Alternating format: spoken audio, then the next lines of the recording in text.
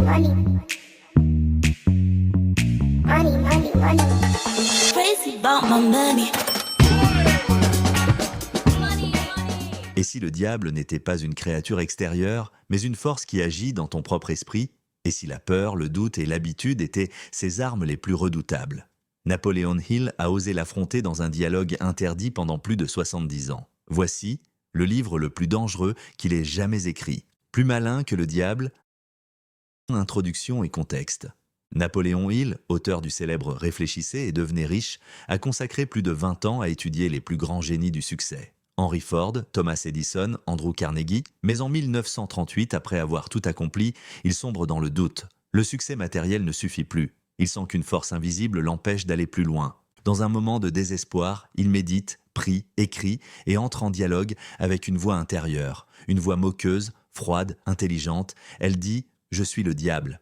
Hill décide alors de mener un interrogatoire. Qui est cette force? Comment agit-elle? Et surtout, comment s'en libérer? Ce livre, publié seulement en 2011, après des décennies de censure par la Fondation Hill, révèle un secret. Le diable n'est pas un être mythologique. C'est le symbole de la peur, de la paresse et de la pensée inconsciente. Hill découvre ainsi la racine de l'échec, la dérive mentale, l'état où l'on cesse de penser par soi-même. Chapitre 1. La rencontre avec le diable. Le diable dit « Je vis dans l'esprit de ceux qui n'ont pas de but. Je contrôle les indécis, les peureux, les procrastinateurs. J'habite leurs pensées, je guide leurs habitudes, je dirige leurs émotions. » Il l'interroge, sceptique. Mais plus le dialogue avance, plus tout semble logique. Le diable n'a pas besoin de forcer qui que ce soit. Il se contente d'influencer subtilement les pensées humaines. Chaque fois que tu hésites, que tu doutes, que tu remets à demain, chaque fois que tu choisis la sécurité plutôt que la passion, le diable, symboliquement, gagne un peu de terrain. Mon arme favorite, dit-il, c'est la peur de la pauvreté, la peur de la critique, la peur de la maladie, la peur de perdre quelqu'un, la peur de vieillir, la peur de la mort, et surtout, la peur de penser. Il comprend alors, tant que l'homme vit dans la peur, il est prisonnier du diable, non pas un démon extérieur, mais une vibration de basse pensée. Et la première étape pour s'en libérer, c'est de reconnaître cette présence en soi. Chapitre 2. La dérive. L'arme invisible du diable. Le diable se vend « Je contrôle 98% des humains ». Comment? Par un phénomène qu'il appelle la dérive. La dérive, c'est vivre sans direction claire, se lever sans savoir pourquoi, travailler sans passion, laisser la vie décider à ta place. Un dériveur n'a pas de but défini. Il suit la foule. Il se dit « On verra bien, je n'ai pas le choix, c'est comme ça ». Et pendant qu'il attend, sa volonté s'éteint. Il comprend que la dérive est le vrai esclavage moderne. Elle t'empêche d'utiliser ton pouvoir créateur. C'est un mode de vie par défaut où tu subis au lieu de choisir. Le diable précise « Celui qui dérive est à ma merci. Celui qui pense avec clarté me devient invisible ». Ainsi, la clé de la liberté commence par un but précis. Un objectif clair, affirmé, écrit noir sur blanc. Il dit « Un esprit dirigé par un but devient imperméable à la peur ». Le diable, lui, déteste les gens qui savent ce qu'ils veulent. Il préfère ceux qui doutent, changent d'avis, procrastinent, car ils deviennent ses pantins inconscients. Chapitre 3. Les 7 peurs majeures. Il l'interroge « Quelles sont tes armes les plus puissantes ?» Le diable répond « Les 7 peurs cardinales, mes chères compagnes. » 1. La peur de la pauvreté, elle empêche d'agir. On préfère rester dans la sécurité que risquer de grandir. 2. La peur de la critique, elle t'oblige à plaire plutôt qu'à être vrai. 3. La peur de la maladie, elle crée l'obsession du contrôle et attire la souffrance. 4. La peur de la perte d'un être cher, elle alimente la dépendance émotionnelle. 5. La peur de la vieillesse, elle fait oublier la sagesse et la transmission. 6. La peur de la liberté, la plus subtile, elle fait aimer ses chaînes, adorer l'autorité, refuser la responsabilité. 7. La peur de la mort, la racine de toutes les autres, elle empêche de vivre pleinement. Il réalise que chaque peur est une illusion, un mensonge entretenu par le mental. Le seul antidote, la foi en soi et en la vie. Agir malgré la peur, c'est la dissoudre. La foi, dit Hill, est la vibration la plus haute. Elle rend l'homme inaccessible au diable. Chapitre 4. Le pouvoir de la pensée indépendante.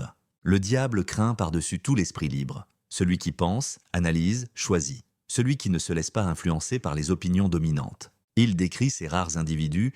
Il se lève chaque matin avec une vision. Il ne cherche pas l'approbation, mais la croissance.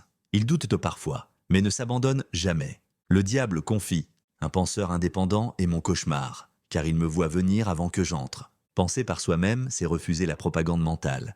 Les médias, la peur collective, les schémas tout faits, c'est observer sans juger, réfléchir sans se précipiter, décider sans influence. Il souligne « L'esprit humain est une station d'émission et de réception. Celui qui choisit les fréquences élevées attire la liberté, la santé et la réussite. » Chapitre 5.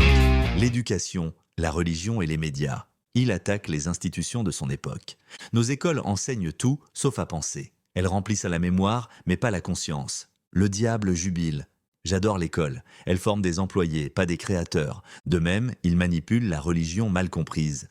Les prêtres prêchent la peur de l'enfer au lieu de la puissance de l'âme. Ils m'aident à garder les gens soumis. Et aujourd'hui, dirait-il, ce rôle est remplacé par les médias de masse. Le diable moderne s'appelle distraction, scandale, comparaison. Les écrans alimentent la peur, l'indignation, la jalousie, et pendant ce temps, le silence intérieur disparaît. Le bruit, dit-il, est la nouvelle prison.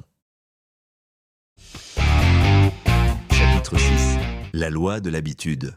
Tout commence par une pensée. Répète-la et elle devient une habitude. Répète l'habitude et elle forge ton destin. Le diable dit « Je contrôle l'homme en lui donnant de mauvaises habitudes. Il fait le reste tout seul. » Mais il dévoile le revers. Celui qui s'approprie le pouvoir de l'habitude devient invincible. Chaque jour, tu peux programmer ton esprit par la répétition. Penser positif ne suffit pas. Il faut ritualiser la foi. Exemple, commencer la journée par 3 affirmations de puissance. Fermer la journée avec 3 gratitudes sincères. Revenir, encore et encore, à la direction choisie.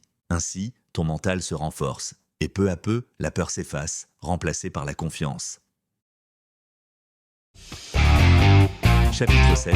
La foi et la volonté, les armes ultimes. Il affirme que la foi n'est pas une croyance religieuse, mais une certitude intérieure. C'est cette conviction vibrante que ce que je décide devient réel. Le diable, dit-il, fuit devant la foi comme l'ombre fuit la lumière. La volonté, quant à elle, est le muscle de l'esprit. Elle se renforce à chaque décision tenue, elle se brise à chaque promesse non tenue. La foi et la volonté créent ensemble une énergie capable de transformer la matière, car elles émettent une vibration alignée. Il écrit « Celui qui dirige sa foi devient le maître de son univers. » Chapitre 8. Le temps et la discipline. Le diable manipule le temps. Il te fait croire que tu as le temps, qu'il y aura toujours demain. Mais demain est le royaume du diable. Il invite à réinvestir le moment présent. Chaque minute est une semence. Tu peux y planter une graine de peur ou de foi, une graine d'excuse ou d'action. La discipline, c'est la clé de la liberté. Ce n'est pas une contrainte, mais une maîtrise de soi. C'est elle qui t'arrache à la dérive et t'ancre dans la création consciente. Chapitre 9. La liberté intérieure. Le diable finit par l'admettre. Je ne peux rien contre celui qui pense, aime et agit avec foi. La liberté, dit-il, commence à l'intérieur. Ce n'est pas un droit politique, mais un état vibratoire. C'est la conscience tranquille de celui qui dirige son esprit. Le véritable succès n'est pas dans l'argent ni le prestige, mais dans la paix de celui qui sait qu'il crée sa réalité. Quand tu comprends cela, le diable n'a plus de pouvoir sur toi. Tu redeviens maître de ton mental, créateur de ta vie. Comment appliquer ce livre ? 1. Définis ton but de vie. Un objectif clair, précis, écrit et visualisé. 2. Surveille tes pensées. Chaque jour, observe, est-ce la peur qui parle ou la foi ? 3. Crée des habitudes conscientes. Lecture quotidienne, méditation, gratitude, discipline. 4. Agis chaque jour, même petitement. L'action détruit la peur. 5. Entretiens la foi. C'est ton bouclier contre la dérive. Quiz rapide. Quelle est l'arme préférée du diable ? La dérive. Quelle est la peur la plus destructrice ? La peur de penser. Quelle est la clé de la liberté intérieure ? La foi dirigée et la discipline mentale. Conclusion. Et toi, as-tu laissé le diable occuper ton esprit ou as-tu décidé de reprendre la direction de ta vie ? Rappelle-toi, celui qui pense, crée, celui qui ne pense pas, subit. Si cette vidéo t'a inspiré, abonne-toi à Les Résumés du succès et découvre dès maintenant la prochaine, Le succès par la pensée constructive de Napoleon Hill et William Clement Stone. Money, money, money. Money, money, money. Crazy about my money.